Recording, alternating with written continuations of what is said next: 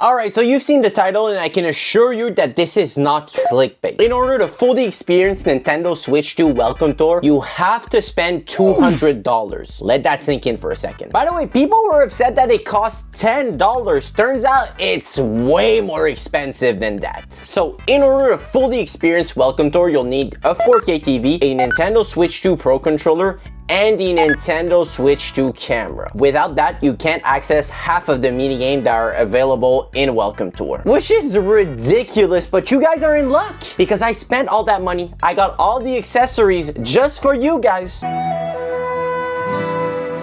And I'm gonna let you in on my experience with Welcome Tour so you don't have to spend $200 in order to experience it yourself. And by the way, guys, I can tell you for a fact that for a $200 tech demo, it ain't it, chum. But before we move on to the video, I just wanted to let you know that unlike Welcome Tour, the like and subscribe button are free. So if you click them, it helps me a lot. So, you know, click on them. Thank you. Alright, so when Nintendo Switch 2 Welcome Tour was announced, I thought at first it was gonna be a pack-in title. So I was gonna ignore that game. But as soon as I saw that this was gonna be a paid add-on, I had to pick it up and make a video about it. This game is $10 in the US and $15 in Canada, which is not bad on the surface, but when you start to, you know, dive a little deeper in the game, you realize that this game is way more expensive in order to fully experience the game. And we're not talking about $10, $15, $30. We're talking about $200 to fully experience it, which is crazy. Did I mention that this is a tech demo, right? It's not a full game, right? Okay, I mentioned that, right? Okay, thank you. And honestly, I wouldn't have any problem if the game was free. But turns out I need to dish out an additional $115 for the Pro Controller, a $74 for the camera. Like, come on now. This game should have been free.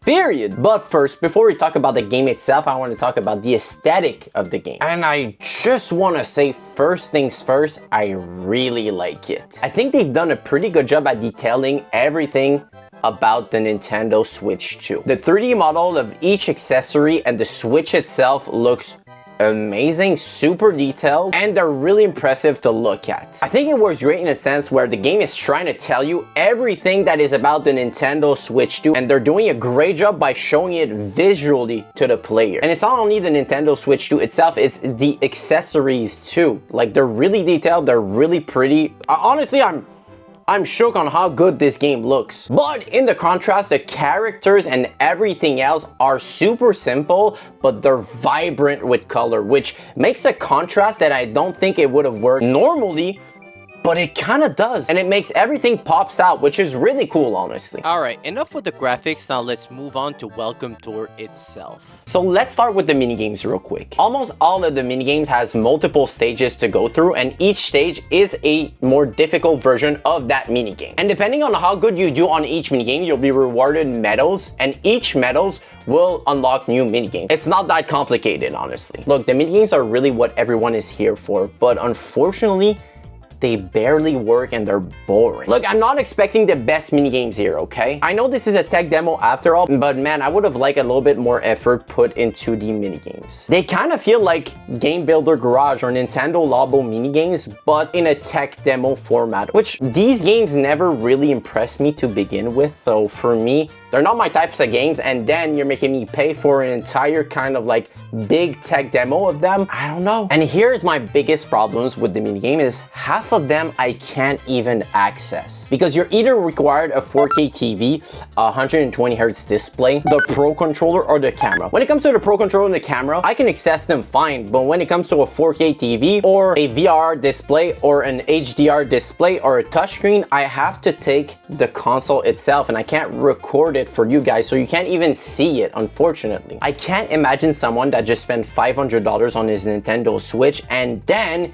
he bought Nintendo Switch 2 Welcome Tour and he has to dish out additional money in order to experience the full experience. I don't think that makes sense in my head. And the other half that works are barely playable. And look, here's my biggest gripes with the minigames is the mouse feature. Almost all of the minigames that you can access on Welcome Tour requires the mouse mode. And I know it's a cool concept, I know it's nice, I know a lot of people enjoy it, but I can't stand it. You have to understand that I'm in an ideal way to use a computer mouse. I'm on my desk usually when I record gameplay, and the Nintendo Switch 2 mouse mode cannot be comfortable for me. Every time I try to hold it, my hand immediately cramps up. It's not even a joke. It's like in 3 seconds, my hands cramps up. The only way I've found to make this mouse mode comfortable is if I hold it in a certain way, which I'm gonna show on screen right now, but it's not practical because I can't reach the buttons. So if I need to do button inputs with the mouse mode, it just doesn't work. Thankfully, Welcome Tour does not use button when you use mouse mode, so it's not that bad, but I've tried it on other games and it's just unplayable for me. It's not working. And not only that it's not comfortable, but it just straight up doesn't work. Let me give you an example of a minigame that should work really well, but just straight up does not work because the sensor decalibrates itself all the time. In Area D, which is a left Joy-Con by the way, we have the speed golf minigame. It is a pretty inoffensive minigame. All you have to do is play mini-putt as quickly as possible to get the best possible score. It's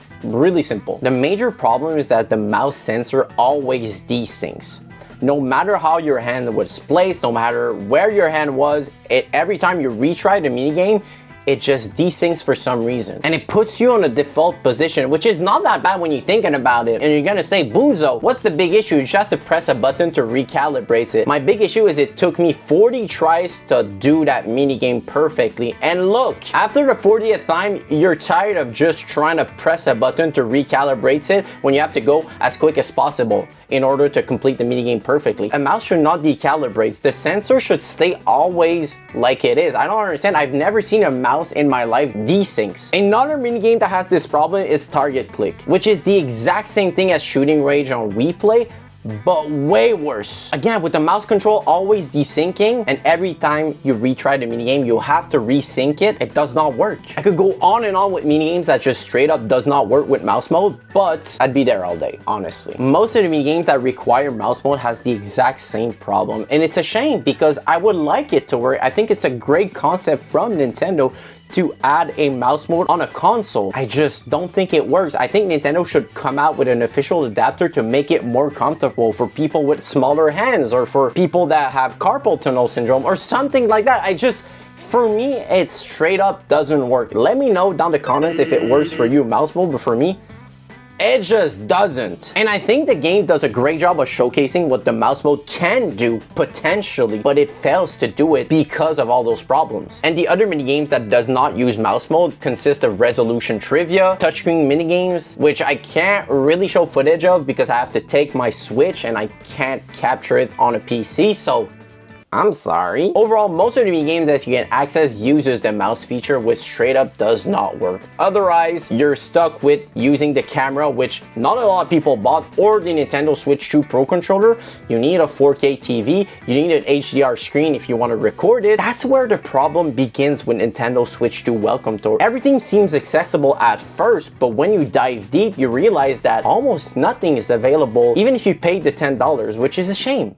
Now let's move on to the demos, which are by far my favorite part of Welcome Tour, and these ones are actually impressive. A lot of them are still locked behind the problems I've talked about earlier, but the ones that work and the ones that I was able to capture are really nice. Most of them uses the HD Rumble 2 feature, which at first on Nintendo Switch 1, I was not a big fan of HD Rumble 1. The way they showcased it and the reality of things was two different things. It was a cool feature, it was a cool technology, but it wasn't as impressive as the way they showcased it with the glass, and you can feel the glass moving and everything. It wasn't that. But I can confidentially say that HD Rumble 2 is super impressive. There's a demo that you have to saw wood. That's it. You just have to saw wood. But honestly, I thought I was sawing wood. The HD Rumble, I don't know what they did inside. As soon as I was doing the motion with my hand, I felt like I was sawing wood for some reason, and it's just super impressive. There's another one with maracas where you have to feel the ball inside, and again, you feel the ball moving inside. You can put multiple balls at once.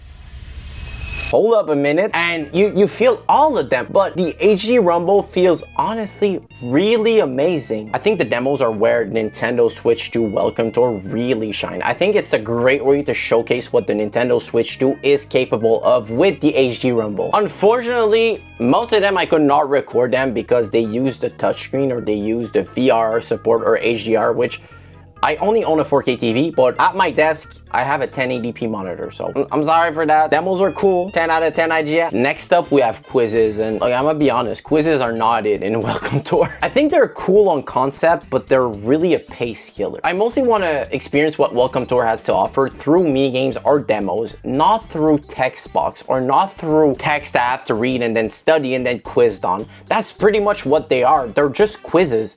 You go up to them, you have 3 text box, you read them, and then you get quizzed on what you just learned. It's just boring. If you fail, there's no penalty, you just retry, and then usually you know the answers already, so you just have to redo them. It's a really basic concept, but it just doesn't work. It just makes the game really slow, and it stops you in your track when you just want to experience it through minigames or demos. If I wanted to get quizzed on, I'd go back to school. Though I'm gonna say one thing, from the few quizzes that I've done, I learned something. I learned how to remove the railing for the mouse mode on the Joy-Cons because I thought I just had to yank it out. My dumbass thought I should just, you know, use force to remove them, but turns out you need the little button here to remove them. I mean, it's pretty obvious, but I'm stupid. Overall, I would say, if you get Welcome Tour, don't do the quizzes. I don't think they're worth it.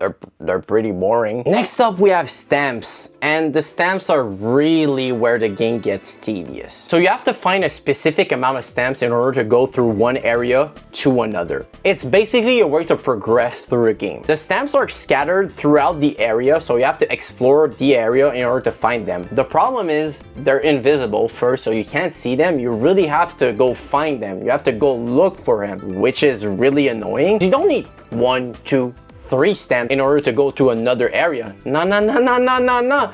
You need all the stamps. And it's not like there's 1 or 2. There's 15, sometimes 20 per stages. It's ridiculous. The stamps are usually located throughout important areas. So like the sticks, or the A button, or the trigger. It's not like my completionist brain wants to do them because I get a reward after. No.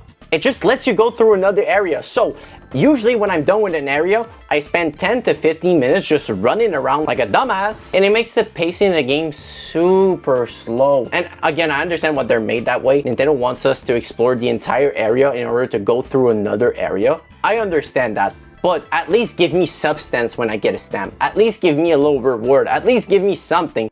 Look, I know I might seem super critical about a $10 tech demo game, but when you dive deeper into the game, that's where you realize that there's hidden costs to experience the full experience. And I'm not including the 4K TV here or the HDR support or anything else that would be extra for you. That's where I start having problems. The fact that most minigame requires mouse mode and it barely functions. The fact that the game forces you to get all the stamps to go from one area to another is tedious. The fact that most of the minigames are not even accessible with your initial purchase and with the purchase of your Nintendo Switch 2 is a crime. I think I would have been way less critical if this game was offered as a bundle like Wii Sport was on the Wii. I would have understand that if I wanted to experience Welcome Tour fully, I would need the extra accessories. It would not have bothered me since the game requires nothing from me. The unfortunate truth is Nintendo Switch 2 Welcome Tour asks so much of you for so little it offers. Look,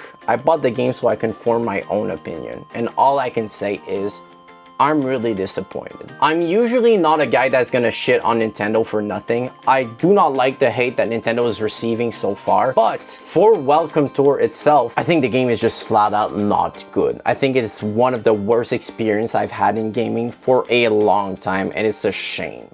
Alright guys, thank you for watching. If you liked the video, if you enjoyed what you've seen, please consider subscribing to the channel or hitting the like button. It helps a lot. And on that note guys, thank you so much for watching, and I'll see you guys in the next one. Bye bye.